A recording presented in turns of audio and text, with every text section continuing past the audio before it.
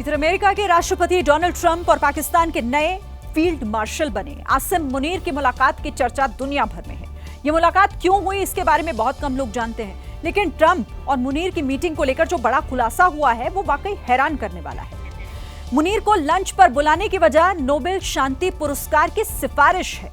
White house की deputy press secretary एना केली ने इस बात का खुलासा किया है। ट्रंप और असीम मुनीर की मुलाकात पर एना केली ने कह दिया है कि पाकिस्तानी सेना प्रमुख असीम मुनीर ने ट्रंप के लिए नोबेल शांति पुरस्कार की सिफारिश की थी, जिसके बाद ही अमेरिकी राष्ट्रपति ट्रंप ने मुनीर को व्हाइट हाउस में लंच का निमंत्रण दिया था। यानी अगर पाकिस्तान का field marshal Asim Munir Trump के लिए नोबेल पुरस्कार की पैरवी नहीं करता तो ट्रंप मिलने के लिए नहीं बुलाते। ये कितना हास्यास्पद है। अमेरिका जैसे देश का राष्ट्रपति पाकिस्तान के सैन्य प्रमुख असीम मुनीर से इसीलिए मिलता है क्योंकि आसिम मुनीर ने भारत पाकिस्तान का युद्ध रुकवाने पर ट्रंप को नोबेल शांति पुरस्कार देने की वकालत की थी, लेकिन अमेरिकी राष्ट्रपति ने कहा कि सिर्फ धन्यवाद के लिए मुनीर को बुलाया था। Reason I had him here, I wanted to thank him for not going into the war, just ending the war, and I want to thank, as you know, Prime Minister Modi just left, just a little while ago, just left, and we're working a trade deal with India, we're working a trade deal with Pakistan. Trump ने यह भी कहा कि दो बहुत ही समझदार लोगों ने युद्ध जारी न रखने का फैसला किया। वो दो बड़ी परमाणु शक्तियां हैं। मोदी और मुनीर से मिलकर ट्रंप ने खुद को सम्मानित बताया। पाकिस्तानी सेना के फील्ड मार्शल मुनीर के अमेरिका में गेस्ट बनने पर सिंधी फाउंडेशन ने इसका विरोध किया और मुनीर को कसाई से उसकी तुलना कर दी है। साथ ही ट्रंप को अमेरिका का भ्रमित राष्ट्रपति बताया है। सरकारी निदेशक सूफी लघारी हाथ में पोस्टर लेकर प्रदर्शन करने पहुंचे। पोस्टर के ऊपरी हिस्से में मुनीर की तस्वीर पर क्रॉस का निशान था। नीचे मुनीर को बूचर ऑफ सिंध कहा गया। President Trump is confused. He is not a politician. He is a businessman. He is looking in Pakistan, our other resources. That's why there's no free lunch here. That's why he invites it to the General Asif Munir. But what is the General Asif Munir's interest? His interest is money. लाघरी ने कहा कि जब America की पीठ में छुरा भोंका जाएगा तब उसे एहसास होगा कि पाकिस्तान उसका स्वाभाविक सहयोगी नहीं है। सिंधी लोग भी पाकिस्तान के क्रूर शासन से आजाद होना चाहते हैं। मिडिल ईस्ट की इस जंग में भले ही कितने भी देशों का नाम आए, लेकिन जंग में अभी तक मुख्य तौर पर 3 देश ही शामिल हैं। ये है इजराइल, ईरान और अमेरिका। अगले कुछ मिनट हम आपको बताएंगे कि ईरान ने ट्रंप की धमकियों के बाद इजराइल पर किस तरह से पलटवार किया, बदले में इजराइल का क्या एक्शन रहा और अमेरिका जंग से जुड़ी क्या तैयारियां कर रहा है। तो फिलहाल आज जो खबरें सामने आई उससे ये साफ हो गया कि अमेरिका ने कल जो ईरान को धमकी दी थी उसकी वजह से जंग और भड़क गई। कल तक इजराइल ईरान को धुआं कर रहा था, आज ईरान ने वो काम कर दिया। कल तक ज्यादा नुकसान झेलने वाला ईरान अब इजराइल के शहरों को तबाह कर रहा है। ईरान की मिसाइलों ने तेल अवीव शहर में तबाही लाई। हमले के बाद इजराइल में गाड़ियां जलती हुई दिखी। रिहायशी इलाकों में खड़ी गाड़ियों का ईरान ने कबाड़ा कर दिया। ईरान की मिसाइलें मिलिट्री टारगेट छोड़ इजरायलियों के घर के अंदर भी घुसी। हमले के बाद एक घर के अंदर आग की लपटें दिख रही थी। कुछ घंटे पहले तक पूरे इजराइल के बिजनेस पर बड़ा प्रभाव डालने वाली उनके स्टॉक एक्सचेंज की बिल्डिंग भी ईरान के हमले में तबाह हो गई। ईरान की मिसाइलों ने इसे बड़ा नुकसान पहुंचाया। हमलों में करीब 40 लोगों के घायल होने की खबर है। ईरान की मिसाइलें अब और तेजी से इजराइल की तरफ बढ़ रही हैं। वीडियो जारी कर ईरान ने अपनी मिसाइलों की लॉन्चिंग भी दिखाई।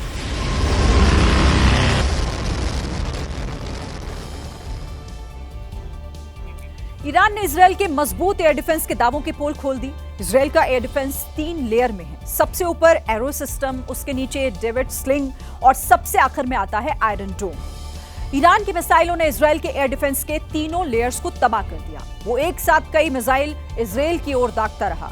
इनमें से कुछ हवा में ही नष्ट हो जाती हैं तो कुछ नीचे गिरकर इजराइल को नुकसान पहुंचा रही हैं। ईरान ने इजराइल के अभेद एयर डिफेंस के घमंड को आज चकनाचूर कर दिया। एयर डिफेंस तबाह होने के बाद इजराइल का भी वही हाल हुआ जो कल तक ईरान का हो रहा था। तबाही का वही मंजर फिर से दिखा, बस इस बार लोकेशन तेहरान नहीं बल्कि तेल अवीव थी। ये लाइव वीडियो उस वक्त का है जब ईरान ने इजराइल के बीरशेबा में मौजूद सोरोका अस्पताल पर हमला किया। हमले के बाद बिल्डिंग से धुएं का गुबार उठने लगा। तबाही मची तो डॉक्टर्स भी बाहर जान बचाकर भागे। बैलिस्टिक मिसाइलों से किए गए हमले में अस्पताल का कोना कोना तबाह हो गया। हमले से न सिर्फ बिल्डिंग टूटी, बल्कि अपनी सुरक्षा को लेकर निश्चिंत रहने वाले इजरायलियों का मनोबल भी ईरान ने तोड़ दिया। हमले के दौरान आसमान में ईरान के ड्रोन्स का कहर छाया। जंग में ईरान के सबसे बड़े हमले की गवाही इजरायल के आसमान में दिखी। इजरायल ने जवाबी हमले की कसम खाई तो ईरान भी बैकफुट पर आ गया। एक मैप दिखाते हुए कहा कि वो तो इजरायल के मिलिट्री ठिकानों पर हमला कर रहा था। अस्पताल की बिल्डिंग टारगेट से सटी हुई थी, इसलिए उसे भी नुकसान पहुंचा। अस्पताल पर हमले के बाद अब इजरायल के पलटवार का इंतजार है। ईरान को इजरायल की ताकत और अमेरिका की बैकिंग का पूरा अंदाजा है, फिर भी वो झुकने को तैयार नहीं है। और अब तो उसने अपनी एक और बैलिस्टिक मिसाइल इजरायल की ओर दाग दी है, जिसका नाम है सेजल मिसाइल। ईरान से निकलकर यह मिसाइल इजरायल पहुंची है और वहां उसने खूब तबाही मचाई। 2000 किलोमीटर की रेंज वाली सेजल मिसाइल को इजरायल का एयर डिफेंस सिस्टम भेद नहीं पाया। और इससे पहले कि इजरायल की सेना कुछ कर पाती, ईरान की सेजल मिसाइल ने उनके एयर डिफेंस को भेद कर इजरायल के शहरों को बड़ा नुकसान पहुंचाया है। देखिए, वैसे आज हम इजरायल के एयर डिफेंस पर सवाल उठा रहे हैं, लेकिन ईरान के पास तो अब एयर डिफेंस बचा ही नहीं। ट्रंप और नेतन्याहू कह रहे हैं कि ईरान का पूरा आसमान उनके कंट्रोल में है, वो जब चाहे ईरान को तबाह कर सकते हैं। और इजरायल एक एक करके ऐसा कर भी रहा है। हवाई हमले रोकने में नाकाम, ईरान के अंदर घुसकर इजरायल ने फिर एक बार उसके न्यूक्लियर ठिकानों के आसपास बड़ी तबाही मचाई है। इजरायल का दावा है कि उसके 60 से ज्यादा फाइटर जेट्स ने ईरान के 20 से ज्यादा मिलिट्री टारगेट्स को नष्ट कर दिया।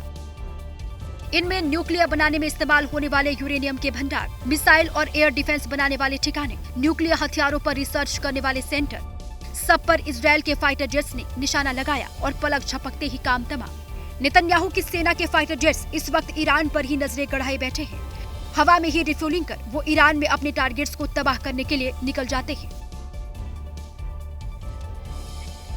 अब जब ईरान इजरायल पर ताबड़तोड़ वार कर रहा है तो अमेरिका क्या कर रहा है? जवाब है मंथन। अमेरिका विचार कर रहा है। विचार इस बात पर कि ईरान पर हमला किया जाए या फिर नहीं, और हमला करें भी तो कब करें। अमेरिका ये देश देख तो रहा है कि वो जंग में कुछ बड़ा करने की सोच रहा है, लेकिन अभी तक उसने अपने पत्ते नहीं खोले हैं। डोनाल्ड ट्रंप ने आज भी व्हाइट हाउस में इससे जुड़ी हुई मीटिंग की। माना जा रहा है कि अमेरिका ने ईरान के लिए अपना प्लान तो तैयार कर लिया, लेकिन अगर डोनाल्ड ट्रंप से कोई पूछे कि वो आगे क्या करने वाले हैं, तो एक संतोषजनक जवाब देने की बजाय ट्रंप सस्पेंस बनाकर चले जाते हैं। जंग पर भी ट्रंप अमेरिका के फ्यूचर प्लान को उजागर नहीं कर रहे। मैं शायद हमला करूं या शायद ना भी करूं, मतलब कोई नहीं जानता कि मैं क्या करने वाला हूं। ट्रंप की सुई अभी भी उस न्यूक्लियर डील पर ही अटकी हुई है, जिसे कुछ दिनों पहले ईरान ने ठुकरा दिया था।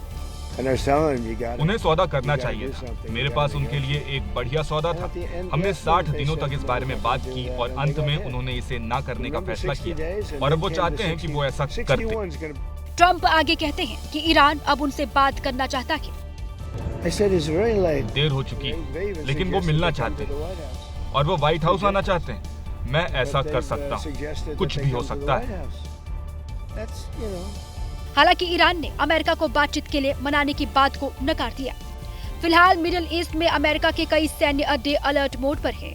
ईरान पर हमला करने का प्लान बना तो अमेरिका यहां से अपनी सेना को आगे बढ़ाएगा।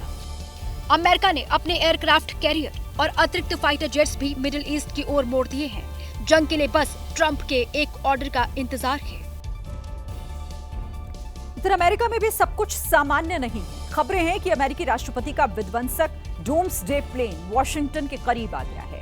और ये प्लेन ऐसे ही नहीं आता है। जब कोई इमरजेंसी की सिचुएशन होती है तभी ये प्लेन दिखता है। आपको बता दें कि आखिरी बार अमेरिका पर आतंकी हमला होने के बाद ये प्लेन आया था। अमेरिका का ये एडवांस प्लेन परमाणु हमला भी सह सकता है। वॉशिंगटन के पास इस प्लेन का आना जंग में अमेरिका की भूमिका पर एक बड़ा संकेत दे रहा है। देखिए, अमेरिका के सपोर्ट से इजरायल बम और बारूद वाली लड़ाई तो लड़ ही रहा है, लेकिन अब जंग में डिजिटल लड़ाई भी हो रही है। इजरायल के हैकर्स ने ईरान के सरकारी टीवी चैनल को हैक कर लिया है और फिर उन लोगों ने खामेनेई सरकार के खिलाफ हुए पुराने विरोध प्रदर्शन के वीडियो चलाए। ऐसा करके हैकर्स ने ईरान के लोगों को अपनी ही सरकार के खिलाफ खड़े होने के लिए कहा। इस जंग में इजरायल के मुख्य एजेंडे में खामेनेई सरकार को उखाड़ फेंकना भी है। इसके लिए अब उसने अपने हैकर्स की मदद ली है। तो देखिए, एक तरह से बारूदी जंग तो जारी है ही, दूसरी तरफ अब इसमें साइबर हमला भी हो रहा है और ये हुआ है ईरान के सरकारी न्यूज चैनल पर, जिसमें हैकर्स ने इसे हैक कर लिया और उसके बाद यहां पर वो वीडियो चलाया गया जिस वीडियो में हैकर्स ने उस पुराने प्रोटेस्ट को दिखाया जो सरकार के खिलाफ हुआ था। इन तमाम खबरों पर हमारी नजर बनी हुई है।